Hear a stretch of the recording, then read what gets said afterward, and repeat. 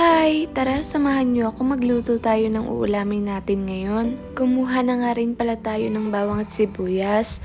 Kinuha ko na rin itong gulay na ipangsasahog natin sa baboy. Medyo nasira na nga yung gulay natin pero okay lang yan. Tatanggalin lang natin yung part na nabulok na. Medyo matagal na kasi sa ref tong gulay natin kaya nabulok na yung ibang parte niya. Pero okay lang yun, pwede pa naman natin siya gawa ng paraan. Naghiwa na rin pala ako ng bawang at sibuyas. Konti lang yung lulutuin natin kasi hindi naman kumakain yung anak ko nito.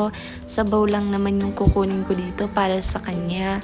Hiniwa ko na rin yung baboy natin ng ganito lang kaliliit. Ganito lang kasi yung cut na gusto ko.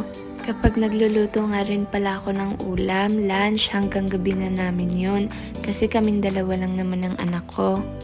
Tapos alam niyo naman, hindi talaga siya kumakain ng mga karne. Maselan yung anak ko, so hindi ako lang din kakain itong mga karne. Habang nag-e-edit nga ako ng vlog, naaamoy ko yung niluluto ng neighbor ko. Napakabango kasi, amoy na amoy ko, nagutom tuloy ako. Masarap nga din kumain ng pritong tilapia, ang tagal ko nang hindi nakakakain nun.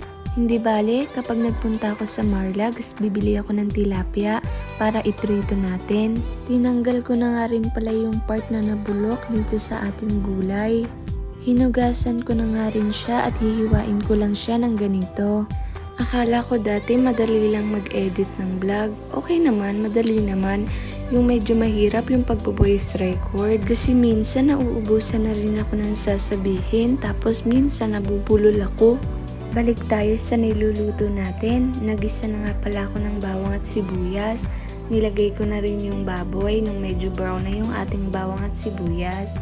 Hahalu-haluin lang din natin siya. At ayan, okay na yan. Pwede na natin siya lagyan ng water. Papalambutin lang natin yung ating baboy bago natin ilagay yung ating gulay para hindi malata. Nung medyo kumukulo na yung ating niluluto, nag-add na ako ng pork cubes. At hinayaan ko lang siyang kumulo ng kumulo hanggang sa maging ganito na. Mas masarap kasing kumain kapag sobrang lambot ng ating baboy. Okay na to, kaya pwede na natin ilagay yung mga gulay natin. Kung mapapansin nyo, wala na kayo naririnig na crickets sa vlog ko. Lumayas na yata yung crickets kasi ilang araw ko na rin siyang hindi naririnig na nag-iingay. I-overcook nga natin itong gulay natin. Gusto ko kasi yung medyo lata talaga. Nag-add na rin ako ng konting magic sarap para mas masarap. Charot! Hindi kasi ako nauubusan ng magic sarap every time na magluluto. Ayan, okay na to. Luto na yung ating ulam. Ito kasi yung gusto kong luto, yung latang-lata yung gulay. Para mas mabilis malunok. Charot! Dahil luto na yung ating ulam, kinuha ko na yung ating coke. Mas masarap kumain kapag palaging may kapares na coke. Charot! Tapos na nga palang kumain yung anak ko, pinauna ko na siya kasi sinusubuan ko siya. Kapag siya lang kasi mag-isa, makalat. Nagsali na nga rin pala ako ng coke sa ating baso. May pabula-bula effect pa, ganarn. Mamaya din pagkatapos ko uminom ng coke, sasakit yung tiyan ko. Mataas kasi yung acid ko, kung tutusin bawal ako sa coke. Pero masarap yung bawal.